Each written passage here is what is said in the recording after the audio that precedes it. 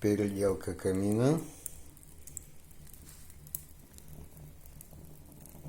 Еще до конца немножко не доделали, дошпаклевать немножко и подкрасить. Делали только внутренности, демонтировали, это все осталось старое.